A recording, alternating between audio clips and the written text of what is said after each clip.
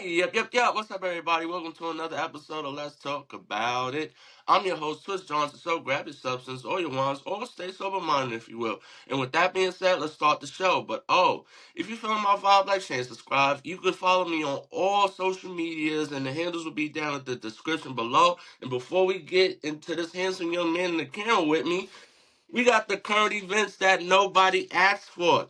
Today's current events is from Riverside FM, and it says new automated editing tools and transcripts for iPhones, apps, and uploads are available. Full HD screens for sharing and recordings, and more. Riverside is now a SOC Type 3 compliant. To understand what that means more in depth, you can go to Riverside FM, Riverside products and updates.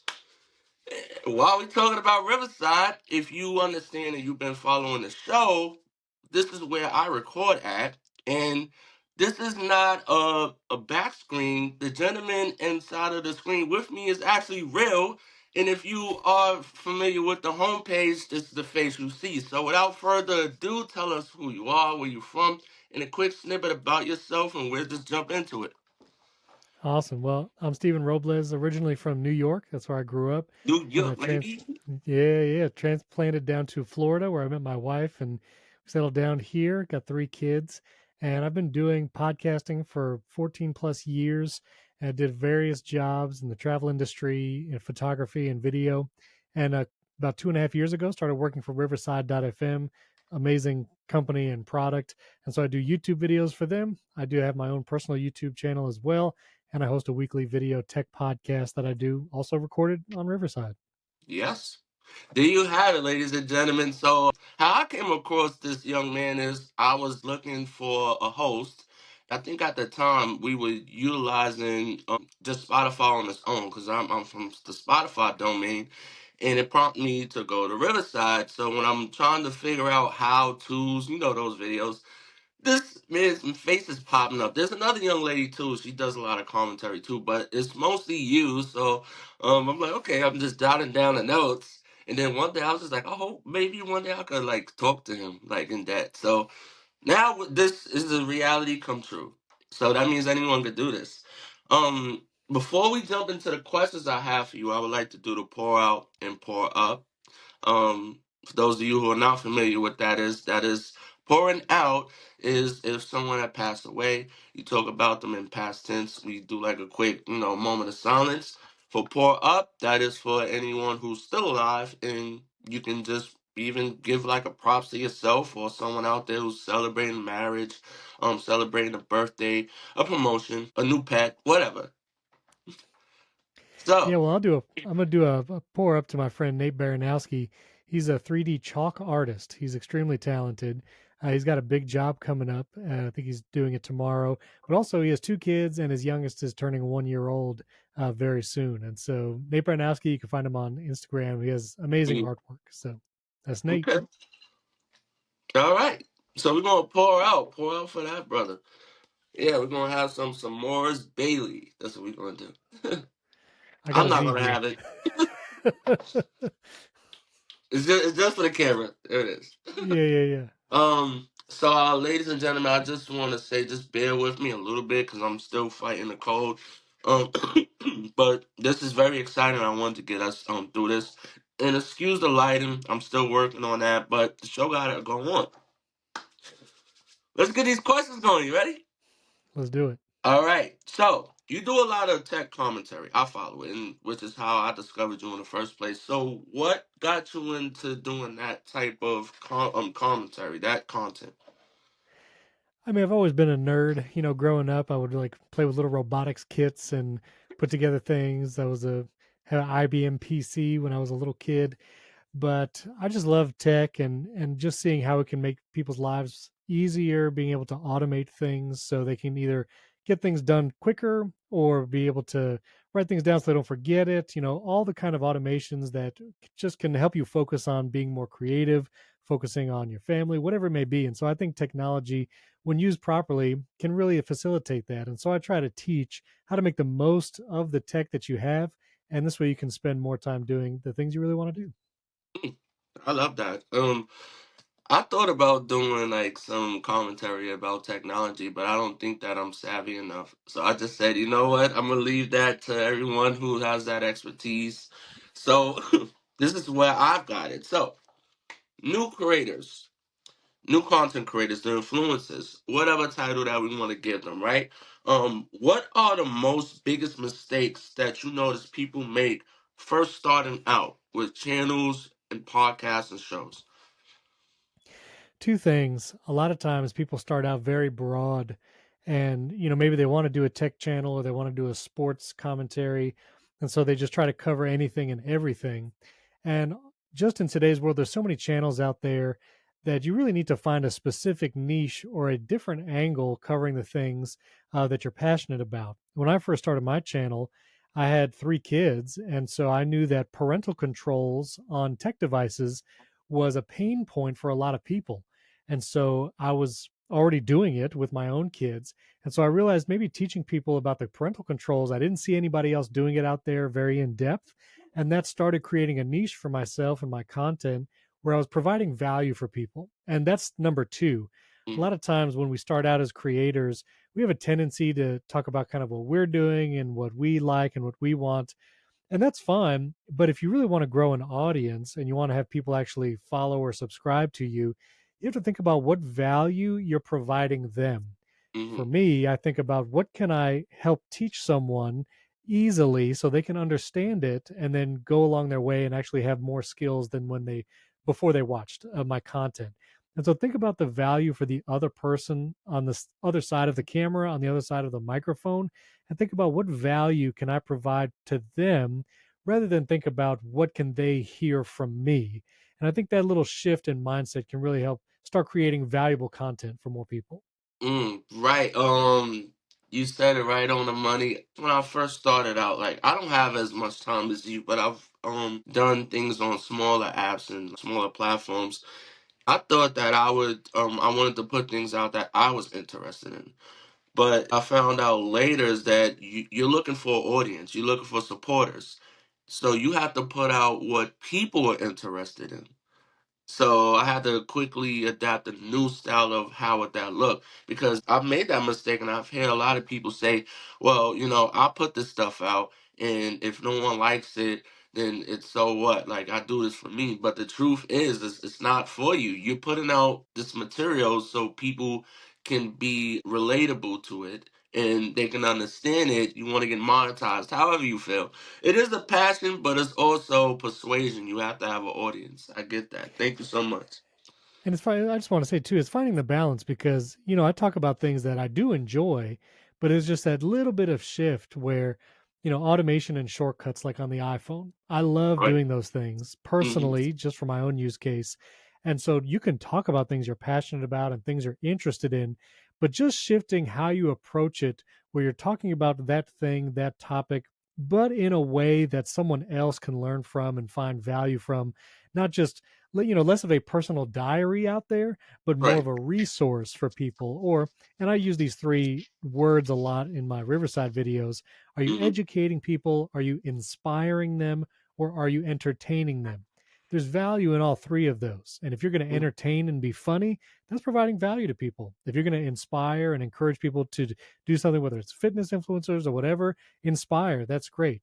Educate is my realm, and that's what I try to do. So think about where you fit in those 3 categories, and then think about that as the value you provide to someone else. Mm. Amen. Speaking of videos and passion, like most channels, these how-to channels, they will suggest, advise, if you will, to copy other content creators, right? And content that's similar to what you're putting out in the niches. Do you feel like this is effective, or it's more to where it's unfair for the people who already have this material out? Obviously, you don't want to steal someone's video content, like showing their video clips or B roll in your video. But when you're first starting out, mimicry is how you begin to learn to do this. And so we're all just going to be products of what we consume. And so if you have some favorite creators, see how they present a video, how they organize it, what is the order, what do they, what are the kinds of things they present in your niche. And then you can emulate that, But just the fact that you're saying it and that you're doing it is going to start making it different. And what I've heard from multiple creators is 100 videos or 100 episodes. That's really Hmm. how far you need to get in before you start finding your own voice. So early on, if there's a creator that you love and you want to emulate them, that's fine. Don't steal it verbatim, but try their format out. Maybe try to present things like they're presenting, whether it's the kind of camera shot or the kind of angles or the order of your videos or episodes, and then you'll begin to find your own voice as you do it more and more. Right. Excuse me. I do see a lot of like the 100 videos. What would you see starting out if you're looking how to start it? You will see they will tell you copy like titles, paste it. This is also where you see I follow some people who were out before, and you would see that they have where they bashing someone like they copy my content word for word. This is what they done. So I just it's interesting that you say like mimicry, right? That's what you Right, call it, and mimicry. emulating or mimicking someone is not straight copying them. I would Yes. not copy and paste titles and descriptions and things like Hmm. that. One thing you could do is bring that into something like ChatGPT and ask to brainstorm, maybe infuse one of your own ideas in there and find a title that it might be similar, it might not be. And listen, I mean, you can go on when there's a new iPad mini, just the reviews just dropped actually earlier today. Yep. And if you go on YouTube, you'll see 100 videos all talking about iPad mini review and variety of different kind of subtitles, whether it's like they fixed the screen or is it worth it? And so you're going to see a lot of videos with similar titles like that, and that's fine. Mhm. Like that's a okay thing to emulate, do something similar.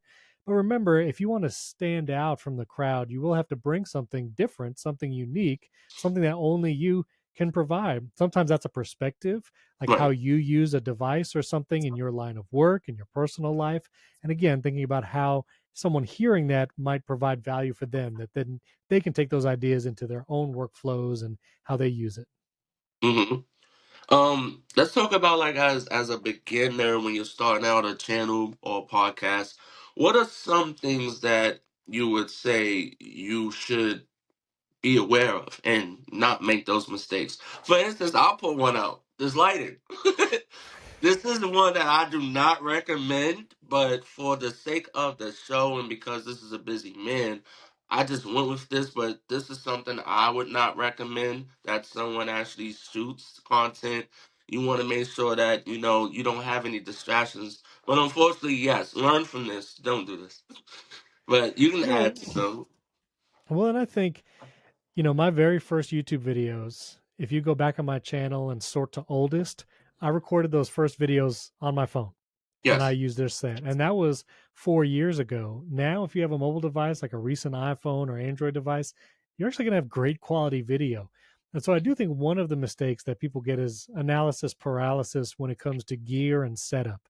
Mm, They want to have the perfect lighting, they want to have the background perfect. And honestly, there's kind of a like base level of just like as long as your video looks and sounds good enough and people can understand you and it's not distracting, then it's really just about the content you provide. What are you saying? What are you showing that's giving value to the other person? And so I would say don't get stuck trying to get the perfect studio, the perfect camera, the perfect whatever. There is no perfect any of that. And you'll mm, always think about how you can upgrade it. So just don't get stuck. I think that's the biggest thing is just start recording. Again, your first few dozen videos, those are not going to be your best work. And you no. don't have to be disappointed by that. Hopefully, that's encouragement that these videos you're making, you might look back at them. And, when it comes to expertise, the first muscle that develops is the critique muscle. And when you Mm, watch your own content back, you'll be able to spot how it's not good. And that's how you get better. But don't let it stop you from actually continuing to create because you will get better the more you do it. I love that. Yes. Me starting out probably like 3, 4 years ago when I was watching the starting equipment when podcasts became the new way of things.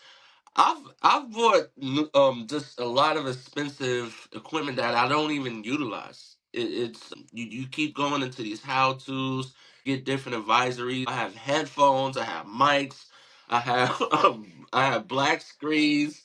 Um, I decided I was just going to start over again. and not because you're in front of me, but you have the use out there, the think media advisories. There's so many that like it's getting more to where, okay, let me just throw something out there for these smaller people, and let's give them some help. Where it still exists, but you'll have those prompts that go to another video, and that's why I wound up with so much equipment, because I'm like, okay, the title is good. This is exactly what you need. So I'm watching. 5 minutes into it, I'm realizing if I want to figure out the mic that I'm going to need, I'm going to have to watch the other video. And then after that, if I want to figure out what type of light I'm going to need, I'm going to have to watch the other one. But it's like, okay, I'm catching all of this great information. Now I'm, ordering these things, and come to find out, my room might not be like the best place. The lighting might not be the best place. I even had an issue with one of the phone devices that I've had in the past couldn't fit with the USB of the mics. So I was just like, God. Yeah. What I did learn later is that the best effective way to start is to just start. Phones are just built to have all of these great accessories that you can utilize just to start out. And like you said, all you need to do is press record, have the video, have something to speak about, and you can worry about the rest later. And I wish I knew that. um, you want to add anything on to that one before I ask you the next question? No, and I'll just say I actually still just use my iPhone sometimes if I'm going to do a video outside, or if I Right. have a couple of vlogs on the channel where I went to like different Apple stores and stuff. I Mm, just use my phone, like, and it's still great. So, even when you have gear and stuff, sometimes simplicity, just for sake of shooting quickly and ease, like, don't no one has to feel bad about using a phone or whatever to record. It's a great tool. right. Speaking of recordings, content, we was on that. Do you think that AI, this is the age of AI, do you think that it hurts the creativity of influencers, content creators, or do you feel like it enhances the performance of the content? I think in this moment, and it could be different a year from now, a lot of AI tools allow solo creators like myself to produce more content faster. So Mm, I'm thankful for a lot of the tools. I use ChatGPT with every video I make for things like YouTube mm-hmm. tags, description ideas, title ideas. Riverside has things like magic clips, which will create those vertical videos from your episodes. I utilize those. And so for a solo creator, those tools are really helpful. And I know it's easy to be negative about the possibilities of AI in the future. Will it take the place of creators? I actually think the opposite. I think if you look at how people are feeling about the Google AI overviews, like when you search for something on Google and you see an Mm-hmm. AI overview at the top, a lot of times the experience is not great, maybe because it's not the answer you're looking for, or a person Right. just wants to go to a website and they don't let you do it. I think that sentiment is actually going to carry forward. And in the future, when someone wants to look for a review on a product or wants to learn how to do something, they're going to turn to voices they trust that are humans. And so I Right. think as we go forward, if you're a solo individual creator and you're developing an audience and you are trustworthy because you do your research and you provide solid information, I think you're actually going to be at an advantage even when there's more AI content out there because people will know your voice and trust and come back to you for solid information. Yeah, I've been playing around with the AI just for a quick bit. It is very effective. I'm not sure if it will make someone lazy. I don't know, but it definitely does guarantee more quality. It gives you like a faster pace if you are working alone, like myself too. ChatGPT. I don't want to botch up the sister's name. I'm gonna get her, and I'm gonna probably just throw it out there in another episode. But she's also from New York. She wears a hat. She has long hair. She talks about ChatGPT. I just started following her like 2 weeks ago, and I wish I knew her name off the top. But I've seen her shows to she's on stage and she's talking about the Okay. AI, and she's just telling us how to use it. I follow her IG now. She's another one that like I gravitated towards her show.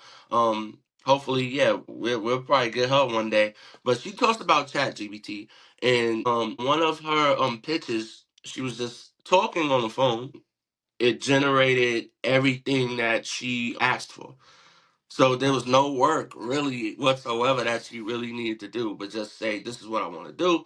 This is the type of audience that I want to gravitate to. This is what I want to talk," and then it just broke it down on the screen. It was also to where when you're doing shorts, the shorts. I watched one of the shorts. They used the gentleman as an example. I watched his regular short, just him, and then the short, excuse me, that the AI um produced. Woo, different, different. Um, I Yeah, don't and know. I mean, yeah. it'll get better over time, but I don't think it will ever replace again like the human touch and voice. And again, I think people will continue to gravitate towards like, okay, I know this is like a human being talking to me right now, Hmm. and they took the time to be on camera to develop these thoughts. And I think the best creators will have that authenticity and utilize AI where it might come in handy, whether that's visuals or coming up with written stuff for descriptions and tags, but still save the best part, meaning like the eye to eye in the camera kind of content, and they'll Right. still do themselves. I get it. Content. We're on that again. Podcasting for you. If you want to watch someone's podcast, what is the sweet spot? Like, what is a good length for podcasting? What is for you too short, or what is too long? I think it all depends on the format. Yeah, because I'm a techie guy, I listen to a lot of tech podcasts. Some Right. of them are like 2, 3 hours long. And so I'm down for that. I do appreciate when podcast creators put chapter markers in their show. That's what I do with my podcast. So if someone wants to skip a topic, it's easy to see what's coming up next and go into the right chapter. But, I listen to shows that are like 30 to 40 minutes in length, kind of based on the creator economy. Jay Hmm. Klaus is a great example of that. And so I love that 30 to 40 minute time span. When I'm listening to tech shows, I can go 1 hour, I can go 2 hour. And then there's also like Apple News. I listen to that podcast for just the news highlights, and that's less than 10 minutes. And I love that format for that kind of content. So I think it's really finding whatever length and show format will work for the kind of content you're making and what you can do at a high quality and providing value. If you have an hour long show and a lot of it is small talk and the actual value you provide is 10%, maybe make that a 15-minute show. And then you can Hmm. actually have value for a much higher percentage of the time rather than just kind of filler content. And I think that's the goal is, no filler content, actually provide value. Right. I remember back in 2019 where I was starting out on this app. It's called Smew. It was changing its dynamic. It's usually mainly for karaoke. Some people have heard it, but there's another side where people are doing shows. They do concerts virtually. What I'm getting at is, I had a co-host and we were doing like material for about 2.5, 3 hours. And most of the time when I would watch the just rewind and watch back, oh, this is boring. Like, I even lost to myself. Then just hearing the feedback as to where it's like, a lot of people would say, depending on what you're interested in, you like tech. Me, I like to listen to like how to's. I watch cooking videos for entertainment, relationships, or gaming, Dragon Ball Z stuff. If you don't catch me in like the first 10 to 15 minutes, then like I'm probably gonna go and switch off to something else. Also, if it doesn't like grasp to where it's like, I think all of us, we have itineraries. We go to work, we tend to kids. Once the kids are home and you gotta, get ready for dinner or whatsoever, you won't be able to, unless you're driving, to stick to what someone's saying for, if that, 30 minutes. So I had to learn to like shorten my content. But also, it's also to where I did realize that, like, if someone is driving or someone does have leisure, they will pick up where they left off if you are saying something that's interesting. But I always hear this argument of what's better, short content or long content, short podcast or long podcast. Hearing what you're saying, it depends on what you're into and also like how long. And it sounds like 3 hours is a little bit too long, but no shot, but Joe Rogan. I'll listen to Joe Rogan for about whoever's up there for that long. But I Right. And guess then for yeah, you do have to take the anomalies kind of out of the equation. Like Joe Rogan is the biggest podcast exponentially bigger than even the second place podcast. right. And so a lot of people will see his format and they're like, oh, okay, 3 to 4 hours is the best length because he's the biggest podcast. So I should Hmm. mimic that. But no, don't do that. You have to Right. remember You're not Joe Joe Rogan. Rogan, he had a huge audience and following before the podcast, and he has a huge following now, so he can do whatever he wants. And yeah, that Right. would be a luxury to grow to a size where you can do whatever you want and your audience will follow you. But the reason why is because they have provided value in the past and people buy into it. Mm. So I would say, especially if you're starting out, you're trying to gain new listeners, think about that first listener. If someone finds your podcast on YouTube or in their podcast player, just on the browse page, and they click play, is Mm. what you're saying right at the top actually going to catch their attention and encourage them to keep listening? And if they do, how long are they going to listen before they're either bored or find that this is not worth their time? And Right. so while you have this faithful audience that will listen to everything you do, it's important to also think about that first listener and what they're going to experience when they press play the first time. Hmm. Speaking of YouTube, I was watching a clip of yours, and you gave them a shout out. The commentary was you was explaining like how YouTube is now gravitating to the podcast, how people usually find like your content is through YouTube. Even though your domain is primarily Riverside FM, that's the territory that you're mainly speaking about. You did give props to YouTube.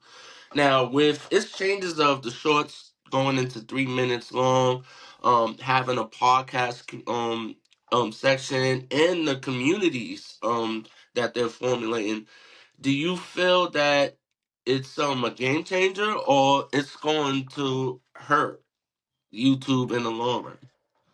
YouTube, like any company, experiments with what their platform does. If you remember, YouTube used to have stories like Instagram. Like you could Right. actually look at stories, and as you could tell, that's no longer there. And so there's going to be experimentation on some of these features. I would say for the shorts going to 3 minutes, that's really geared towards a lot of the short form creators that came from TikTok and Instagram Reels that YouTube is trying to encourage to bring their content to the YouTube platform. And that increase to 3 minutes is primarily to do that, to coax those creators over. For the community tab and all of that, different creators will capitalize on different things. There are streamers who mainly do live streams on YouTube and Twitch, and that's their main content type. And so, one of the things you have to do as a creator is focus what is going to be my primary type of content. I post shorts of my videos, but that's like way secondary. My main content is long form video, longer than 8 minutes, where I'm teaching about something. And that's what I make sure to focus and spend the most time on. And if I can do shorts, great. If not, then there just won't be any shorts on the channel. So do think about where can I focus? Because then as a solo creator, you only have so much time. Where can I focus? What kind of content? Is it live streams? Is it long form? And then do that. Okay. I mean, I have nothing to add to that. That's sweet. That's sweet. I mean, it's something that I've been watching. I just been trying to figure out how to navigate YouTube. I've had YouTube years ago when they had like blogging TV. It really didn't matter about like how the footage looks. It was still a baby. Now it's so Yeah. broad. It's like the new TV. It's the new cable. You can find anything and everything. I believe it's like the second to Google of how much people search for. Yep. Um, yeah. Now that I'm looking at it, I see that a lot of people they do catch this stuff from YouTube. Yes, I found Riverside through Spotify, but when I needed to figure out like how to navigate it, I went to YouTube. It's like the new Yellow Pages. uh, oh my God, your podcast. Let's talk a little bit about that. I was watching some episodes. You have a co-host. What's his name? I don't Jason want Aten, he writes for to. Inc.com. Yep. Yes. Sorry, Jason. One day I hope to get to meet you. Yeah, I like you guys' chemistry up there. Like I said, I didn't get to watch so much because I've been like domaining like different areas. I thought you were just from Riverside, and now you have a podcast, and then you have all these other texts. So you're a busy person. How do you balance your mental health when it comes to just delegating all of these busy tasks that you have going on in your podcast itself? Yeah, well, my full-time gig is Riverside, and so that's priority. So I always make sure to that work gets done first, and if other work can't get done, I make sure to prioritize that. The podcast, because we record with Riverside and I actually use Riverside to edit it, it is a very fast process. We record Thursday mornings around 8:30, and we record for about an hour and a half, so that's 10 a.m.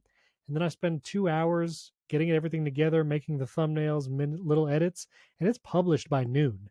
And so that podcast is really just kind of that 3 to 4 hour chunk on Thursday mornings, and then that's it. And so, I've found systems and methods where I can do that in a quick way. And then for my personal channel, I'll just fit videos in where I can. I kind of have a weekly schedule. This is when I record the Riverside videos and edit them, and this is where I'll record my videos. And if I stick to that schedule, great. And then if something gets thrown in there, like a hurricane, which we had a couple weeks ago here in Right. Florida, Yeah. and I was thrown off for a week, I will make videos on my personal channel for a week. And you try to batch some and see if maybe save one so you can publish a week you're going to be away. But it's really just being regimented, having those systems in place, and then just being consistent, executing it week after week. Right, absolutely. With a co-host, you also have to work on their schedule as well. And sometimes that can be challenging, but it seems Oh like you yeah. guys make it work. So you guys do this weekly. You said that because how you utilize Riverside, you can shoot that day and then you can have it up by Thursday. I usually try to make episodes weekly as well. How realistic is that for someone that's a podcaster that is just starting out, that they can have that consistency? What would that take? It is planning, which is something we do kind of all week long. We share a document, and whatever tech stories come through during the week, we put those in the document. We have an order of show. One thing is just as you practice and do it, I've been podcasting again for like 14 plus years. And so you Hmm. do have to just kind of do it for a while so it becomes more natural. And then the editing part for both me and Jason, it's very minimal because we speak extemporaneously all the time. And so it just kind of naturally comes out and there's not a lot of editing. But whatever consistency you can do, if you can't do weekly, try to do every other week. Every other week is still consistently releasing something. If it's Right. once a month, then let that be the consistent release schedule. Whatever you can handle, figure that out and just do that consistently. And the more you do it, then you'll be getting faster at it and you'll also be getting better at it. And then maybe you can up it from once a month to every other week and then maybe up to weekly. I like the weekly release schedule for a podcast just because I feel like that's kind of the pace that people expect new episodes from shows. And so if you have to shorten the episode to hit that weekly mark, then do that. Instead of an hour show, do a 20 or 30-minute show and release it more often. And that's going to help you grow your audience faster and get people tuning in more regularly. Amen. There you have it, ladies and gentlemen. Hope you're getting this. This is juice. Primary technologies. That's the podcast. You said That's it. primary. Like so that means there's room for other areas of conversation, right? I like how you guys play with the title. We had a different title before we launched. I wanted to call it Command Space because if you use a Mac computer, the Mm, keyboard Command Space, is a search spotlight. And I liked that idea because maybe people would be searching for information on stuff and we could be that resource. Found out okay. another show had used that name in the past. I And hate so that. we skipped Command Space. And primary technology is actually a phrase from Tim Cook, Apple CEO. And in Mm, an interview, he talked about how he wants Apple to be at the center of each primary technology that people use in their lives: the computer, their phone, their tablet, watch, fitness, all that kind of stuff. And so, that also kind of fits as a tech show. We want to cover the biggest tech news that matters to most people and make it understandable for the people listening. right. Uh, I think just like I mean you can even chime in on that. I feel like titles just shows in itself the titles of the show does like affect, like it does make a huge difference. And even if you having licensing and you don't want to get sued or whatever, That's it's very important to cross reference and make sure there's no one out there with those names, which could be hard because you probably feel like, yes, I came up with this great name, it fits where we're trying to go, and then boom, there's like 10 others with the same exact name, or just like a little different, maybe an underscope or a parenthesis. What made you guys stop at this name? With every name, we did the research and saw what other podcasts are out there with that name. Are there other websites out there with that name? Is there a domain available? Social media handles? It's a lot of work to see what can be available across all those things. But we liked the name, the sound of it. It had a backstory, that interview with Tim Cook, and Mm-hmm. the domain was available. I was able to get several variations of it. And so, yeah, we settled on it. We both liked it, and it worked. And one other thing I'll say about titles, the title of your show is important, but as you release episodes, if you're a podcaster, the title of your episodes are very important because those are basically the headlines of your episodes, what people might see as they browse Spotify or Apple Podcasts. And a lot of times podcasters have a habit of kind of being cutesy with their name, maybe making like an inside joke or just something funny that was mentioned in the show. But you Mm-hmm. really need to think about those titles as a YouTube title. So, like for the title of this episode, you could put, 3 things every creator needs to avoid, or Mm-hmm. 5 lessons for new creators. You have to think about titling the episodes in a way that will attract that first time listener, but Mm-hmm. also people who already follow the show, they'll know what value they're going to get as soon as they click play. Right. I'm glad you said that because when I was just utilizing Spotify, I had like a whole gimmick of how I would go about it. I'll say, let's talk, and then I'll have what we were talking about. Coming back to YouTube is I have to get a little bit more creative with the title than I would have to get with Spotify. But I still, if someone doesn't have Spotify or Apple Podcasts or Amazon whatsoever, and they come to YouTube, I don't want it to look like I'm changing like what I'm speaking about and what's different. It's just I have to have like a just like a kind of tweaking the wording just so like Mhm. I could catch the algorithm from YouTube. And that's funny because like I found it where it could be a little bit challenging, but also easy.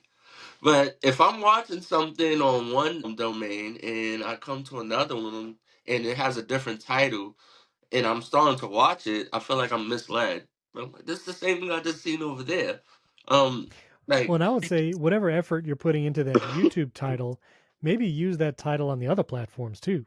Maybe use that one on Spotify and and Apple Podcasts. that's where I started playing with the titles, and I was like, okay, I gotta go back to the drawing board, and I'm gonna utilize the YouTube titles on the Spotify, and it actually became very effective. It became different because I have more traffic on Spotify because I've been there longer than I have on YouTube. But I'm Mhm. learning that they can be one and the same, just like how Riverside is Spotify for podcasts is a one and the same. Yeah. So I like that. That's great. I did have a title for this episode, but now I'm gonna play with it because you kind of like threw that out there, and you are like the guru. I'm not going to edit this out. This is fun. I like that. Speaking of domains, places, Riverside FM. This is you. So, what makes Riverside stand out from its counterparts, its competitors? Like, what does Riverside have that makes it unique? So I started using Riverside before I ever worked there because I found if you want the highest quality video and audio recordings, you're going to get that with Riverside. And Hmm. that's how, because we record locally to every device and then those files get uploaded and then you can download them if you want to edit them elsewhere. But the big differentiator after the high quality recordings is our editor, which has come a long way. I mean, I edit my personal YouTube videos in Final Cut, I use all the pro tools. But when it comes to my video podcast, the Riverside editor is really powerful and it lets me edit that kind of content super fast and I don't have to spend hours on it. And so that editor, it's user friendly, it's approachable, but it's still powerful and offers lots of tools like AI tools, even just like Hmm. removing filler words and silences.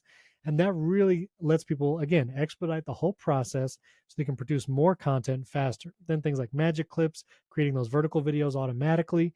We have AI generated show notes, so you can actually get those titles, descriptions, and tags generated automatically, and then you can massage those afterwards.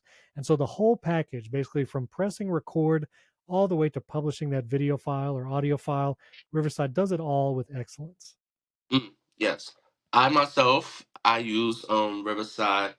I did in the past use other platforms. I'm not gonna name the names because this is not one of those type of things. But I've utilized pretty much all when I was just shopping, and I felt like Spotify kind of like prompted us to go to Riverside. At that moment, I had no idea what Riverside was. At that time, I was hosting a different show, and we spoke about it. I was like, I don't even know what this is. Like, why are they making us go over here? So we went. I wasn't the tech behind it. I had someone else like actually navigating and learning, and then we went to record. I will say at that time, I don't know if it was his connection or whatsoever. When we started to record, it glitched at least like 4 or 5 times, and I was like, okay, well, we're not gonna use this platform. So I went to somewhere else, but I don't know, for whatever reason it made me come back. I came back, and this time I did it on my own, but then I still needed some help. So that's how I wound up on YouTube and utilizing the how to's, and I'm Googling, and then yourself, and then the sister pops up, and then now I'm catching it. So then I actually found it. Here's the thing: when I actually did it myself, it was actually easy, simple. Whether you're using a desktop, laptop, or a phone, it was actually easier than I actually thought it was. You really don't need the commentary. You don't need the YouTube. All it will do is like enhance your performance. But you don't need to be someone who has years of experience being a tech person. You don't have to be an expert at editing. It actually is good for beginners, and I will say that. That's what made me stay. So Amen. now I don't know if I'm pretty sure you're using this right now for like your background and the footage. We all on Riverside, both of us. Yours is a little different. Your background, I've used this before, before. So I guess the people who are employed, you guys' backgrounds are our back screens. Am I right? Yeah, so the picture that you can use in Riverside as your virtual background is a picture of my actual studio. And Cause so I worried yeah, about that because I've used this background before, and then I've seen you on the YouTube. And I'm yeah. like, wow, that's not a back screen. This is really like his. So I need to Sure, get one of that's those. fine. It's in there on purpose. You could use it That for sure. that's dope. That's dope. I like that. A little bit more on Riverside because I want to wrap us up soon. What would you say to someone who's just starting out in like you've heard my testimony about how I came about Riverside. If someone's having ifs about just coming, like what would you say to have them just have that confidence to say just try it I out? mean, first of all, you could just use it for free. And so we have a great free plan where you can record and edit all for free. You have a bunch of the tools available to you, even on that free plan. So you can do a test recording as well, which is a cool feature. Even once you jump into the studio, before you record your actual episode or content, you can do a test recording. And you can actually look and listen back to your video and all your remote guests on your computer right before you press the record button. So it's a great way just to have confidence in knowing, okay, everything looks and sounds good. Now we can press record. And our Mm, reliability and stability has been incredible. Again, I use it all the time personally in my video podcast. Never lost an episode. I've recorded in hotel rooms on hotel Wi Fi. I've recorded hotspotted to my phone, and Riverside has been solid for me every time. And so it's completely free to try. Try it out, record, edit with it, and I think you'll love it. yes, amen. There you have it. I won't oversell it either. We have it. I did say my current events that nobody asked for, right? So I was talking about the updates on the SOC Type 2, and it says that now it's compliant of the SO Type 2. Of course, a regular person like me does not know what that is. And I did prompt others to read on their own, but maybe you could give us a little basics of what that means?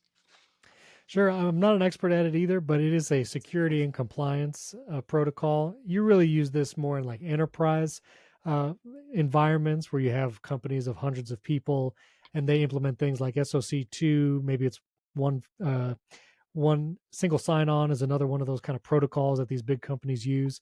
And so it just means that Riverside is even more secure and private, even for those larger companies that kind of have their own security rules. And so, even on a personal level, I'll say Riverside is private and secure. All your recordings are yours. They never get used outside. Your data is never stolen or any of that. And so we just keep security and privacy a priority from the individual user all the way up to the biggest corporations and businesses. And we have some huge names that use Riverside, from journalistic and news outlets to creator economy and all of that. So, yeah, maybe that helps. Oh snap! Look, I don't even have to look so much into it. Just got you right here. I just got two more questions for you, Steve. Now let me ask. The first one is, it's question, but it's also like a flowers. I want to give you flowers because I've watched you for a little bit. You're not misleading. Yeah, you have to do what you have to do. So you sometimes you do have those videos where I gotta watch some stuff, but usually, for the most part, if I am looking for something, your channel is useful, especially for technologies.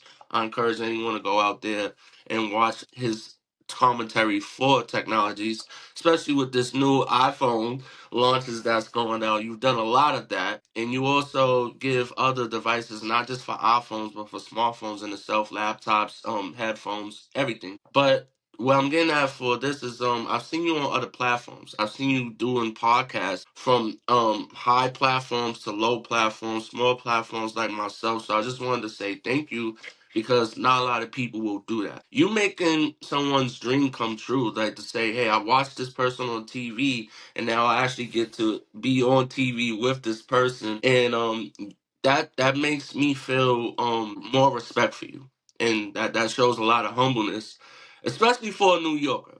That's my last question. I'm a New Yorker too. I'm from Manhattan. Where you from? I was born in Brooklyn. That's where my parents are from. Brooklyn. Brooklyn. And then I get I it. moved upstate. So I grew up upstate, like Poughkeepsie area. Respect. My last question to you is no more text. It's, as a New York, you're in Florida now, but Yeah. from like just having your New York roots, what do people from out of states get wrong about us New Yorkers? You know, the gruff, coarse exterior and rudeness, sure, you'll experience that in New York, but I also feel like New Yorkers will defend each other to the death. And so, Hmm. you ever wrong a New Yorker or someone needs help, like, I think people would be surprised at how quickly a New Yorker would actually jump in. They might not do the small talk at the coffee shop because I don't Right. like doing that either. But when it Mm. comes to if you need somebody, if you need help, I think New Yorkers are there for you. Oh yeah, you better know it. Um, This has been a great show. I'm pretty sure I could have went on with the questions. I have so much more, but I can't do that. I thank you for the opportunity. You came up. You did give me the spotlight just to ask what I could. I'm sure there's a lot more that people might want to ask, but I'll leave that to them. I just want to say thank you for your time. If there's anything out there you want to leave for anyone, you have the opportunity to do so, but I will have your handles in this episode's descriptions so they'll be able to find you. If you want to leave something out there, by all means, and if not, I'll just bring us out. Yeah, you can find me on YouTube, Riverside FM channel, and my personal channel, Beard FM. Leave comments on videos. I'm responding to all those. So, yeah, thanks for having me. This has been a pleasure, and it's an honor to be on with you. Oh man, thank you. So with that being said, ladies and gentlemen, that concludes another episode of Let's Talk About It. You can tune in every Thursday at 8 p.m. Eastern on Spotify, Amazon, now YouTube. Of course, you can find clips on TikTok, Instagram, and Facebook. I am going to switch this up before and just say that every Thursday that might have to change my new itinerary, but for right now, you can still catch it every week. And with that being said, I'll miss y'all. Peace.